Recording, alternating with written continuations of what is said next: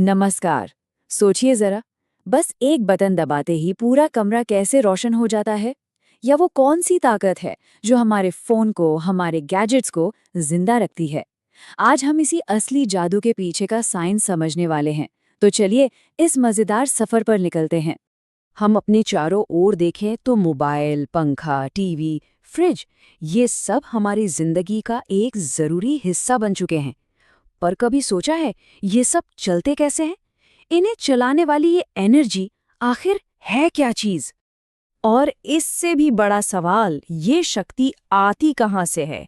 क्या ये बस तारों में यूं ही भरी रहती है, या फिर इसे कहीं बहुत दूर बनाया जाता है और हम तक भेजा जाता है? इन्हीं सारे सवालों के जवाब आज हम ढूंढेंगे। तो इन सब सवालों का जवाब जानने के लिए हमें सबसे पहले ये समझना होगा कि आखिर ये बिजली, ये इलेक्ट्रिसिटी है क्या चीज। चलिए इसका सबसे सीधा और सरल जवाब जानते हैं।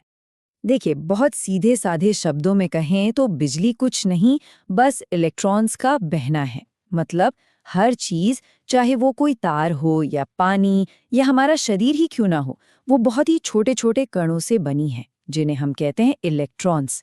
और बस जब ये सारे इलेक्ट्रॉन्स एक लाइन में एक ही दिशा में भागने लगते हैं ना, तो उसी दौड़ को, उसी बहाव को हम बिजली या इलेक्ट्रिक करंट कहते हैं।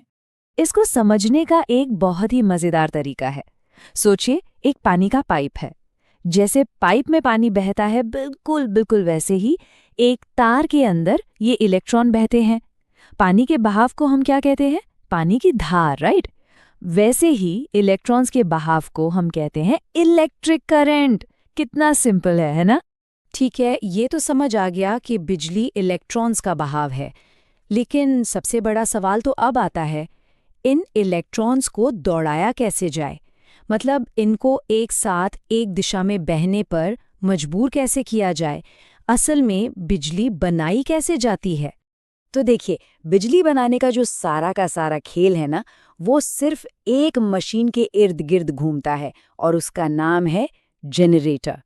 जनरेटर को एक जादुई मशीन समझ सकते हैं, जो घूमने की ताकत को, मतलब मैकेनिकल एनर्जी को, बिजली की ताकत में यानी इलेक्ट्रिकल एनर्जी में बदल देती है।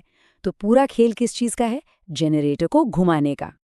याद है वो पुरानी साइकिलें जिनमें एक छोटी सी डायनेमो लगी होती थी पहिए के साथ? जैसे ही हम पेडल मारते थे, पहिया घूमता था और फट से लाइट जल जाती थी। बस यही, बिल्कुल यही वो छोटा सा प्रिंसिपल है जिस पर दुनिया के बड़े बड़े विशाल पावर प्लांट काम करते हैं। सीधी सी बात है, अगर किसी चीज को घुमाया जा सकता है तो उससे बिजली बनाई जा सकती है। तो जाहिर है अगला सवाल यही उठता है कि इतने बड़े बड़े जनरेटर को घुमाने के लिए इतनी ताकत आएगी कहाँ से? और यहीं पर बिजली के अलग अलग सोर्सेज यानी स्रोत काम आते हैं। चलिए देखते हैं ये कौन कौन से हैं। सबसे पहले आता है हाइड्रो पावर, मतलब पानी की शक्ति। ये सबसे पुराने और सबसे किफ़ायती तरीकों में से एक है। इसमें होता क्या है कि नदियों पर बड़े बड़े बांध बनाकर बहुत सारा पानी एक जगह रोक लिया जाता है। फिर उस पानी को बहुत ऊंचाई से नीचे गिराया जाता है, और जब पानी इतनी तेजी से नीचे गिरता है ना, तो वो अपने रास्ते में आने वाली एक बड़ी सी पंखी, जिसे टरबाइन कहते हैं, उसको जोर से घुमा देता है। और बस जैसे ही टरबाइन घूमी, उससे जुड़ा जनरेटर भी घूम जाता है और बिजली बन जाती है। अब आते हैं उस तरीके पर जिससे भारत में सबसे ज्यादा बिजली बनती है, थर्मल पावर। यहाँ पर टरबाइन को घुमाने का काम भाप से लिया जाता है। होता यह है कि कोयले को जलाकर भयंकर गर्मी पैदा की जाती है। इस गर्मी से पानी को उबाला जाता है और उससे बनती है बहुत ही ज्यादा प्रेशर वाली भाप, और फिर इसी भाप को पूरी ताकत से टरबाइन पर छोड़ा जाता है। भाप के जोर से टरबाइन घूमती है, जनरेटर घूमता है और बिजली तैयार। और अब बात करते हैं भविष्य की एनर्जी की, यानी सोलर पावर की। अब इसमें एक बहुत ही दिलचस्प बात है। यहाँ हमें कुछ भी घुमाने की जरूरत नहीं है, न पानी न भाप, कुछ नहीं। सोलर पैनल्स में एक खास तकनीक होती है जो सूरज की रोशनी को सीधा सीधा बिजली में बदल देती है। ये एकदम साफ सुथरी और बहुत पावरफुल एनर्जी है। इनके अलावा दो और बड़े सोर्सेज हैं, एक है विंड पावर, जिसमें तेज हवा बड़े बड़े पंखों को घुमाती है और उनसे जनरेटर चलता है। दूसरा है न्यूक्लियर पावर, जिसमें परमाणु रिएक्शन से बहुत गर्मी पैदा करके पानी से भाप बनाई जाती है। और फिर वही कहानी, भाप टरबाइन को घुमाती है। ये तरीका बहुत पावरफुल है, लेकिन हाँ, इसमें खतरा भी बहुत है। तो मतलब तरीका कोई भी हो, मकसद सबका एक ही है, किसी भी तरह उस टरबाइन को घुमाना। चलो जी, बिजली तो बन गई, लेकिन पावर प्लांट में बनी ये बिजली हमारे घर के स्विच तक पहुंचती कैसे है? इसका सफर भी अपने आप में बहुत कमाल का है। आइए इस सफर पर चलते हैं। तो देखिए, कहानी कुछ यूं है। पहला कदम, पावर प्लांट में बिजली बनी। अब दूसरा कदम, एक खास मशीन जिसे ट्रांसफॉर्मर कहते हैं, वो इस बिजली का वोल्टेज मतलब उसकी ताकत को कई गुना बढ़ा देती है। ऐसा क्यों? ताकि जब बिजली को सैकड़ों किलोमीटर लंबे तारों से भेजा जाए तो रास्ते में वो बर्बाद न हो। फिर ये हाई वोल्टेज बिजली उन ऊंचे ऊंचे टावरों से गुजरती हुई हमारे शहर तक पहुंचती है। शहर के पास पहुंचकर एक और ट्रांसफॉर्मर इसका वोल्टेज वापस कम कर देता है, इतना कि वो हमारे घरों के लिए सेफ हो। और बस आखिर में ये बिजली खंभों के जरिए हमारे घरों तक पहुंच जाती है। यहाँ एक छोटी सी पर बहुत जरूरी बात और समझ लेते हैं। बिजली दो तरह की होती है, एसी और डीसी। एसी मतलब ऑल्टरनेटिंग करंट। इसमें इलेक्ट्रॉन आगे पीछे अपनी दिशा बदलते रहते हैं। हमारे घरों के प्लग में जो बिजली आती है वो एसी ही होती है। और दूसरी है डीसी, यानी डायरेक्ट करंट। इसमें इलेक्ट्रॉन बेचारे सीधे साधे होते हैं और बस एक ही दिशा में चलते रहते हैं।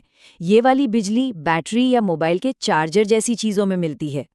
वाह, तो अब तक हमने काफी कुछ जान लिया है। तो चलिए इस पूरी कहानी को हमेशा के लिए याद रखने के लिए एक बहुत ही आसान सा मंत्र देखते हैं। 3 शब्दों का मंत्र। पहला शब्द है घुमाओ। जी हाँ, सबसे पहला काम है टरबाइन को घुमाना, चाहे पानी के जोर से, भाप की ताकत से या हवा से, बस घुमाओ। दूसरा शब्द बनाओ। जब टरबाइन घूमती है तो जनरेटर घूमता है, और जनरेटर का काम क्या है? बिजली बनाना। मतलब घूमने की ताकत से बिजली की ताकत बनाओ। और तीसरा और आखिरी शब्द पहुंचाओ। जब बिजली बन गई तो उसे तारों और ट्रांसफॉर्मरों के एक बड़े से जाल के जरिए हमारे घरों तक पहुंचाओ। तो क्या है वो मंत्र? घुमाओ, बनाओ और पहुंचाओ, बस। तो अगली बार जब कोई भी अपना फोन चार्जिंग पर लगाए तो एक पल के लिए सोचना कितना मजेदार होगा कि उस छोटे से चार्जर के पीछे सैकड़ों किलोमीटर दूर बड़ी बड़ी मशीनें घूम रही हैं, बड़े बड़े बांधों से पानी गिर रहा है, तारों का एक विशाल जाल बिछा है, और ये सब मिलके सिर्फ उस एक डिवाइस तक पावर पहुंचा रहे हैं। ये कमाल की बात है। तो आज हमने बिजली के जन्म से लेकर हमारे घर पहुंचने तक की पूरी कहानी समझी, लेकिन एक सवाल अभी भी हवा में है। हमने ये तो जान लिया कि ट्रांसफॉर्मर वोल्टेज को कम या ज्यादा करता है, पर सवाल ये है कि वो ऐसा करता कैसे है? आखिर क्या होता है उस बक्से के अंदर? इसका जवाब मिलेगा हमारे अगले विश्लेषण में। तो मिलते हैं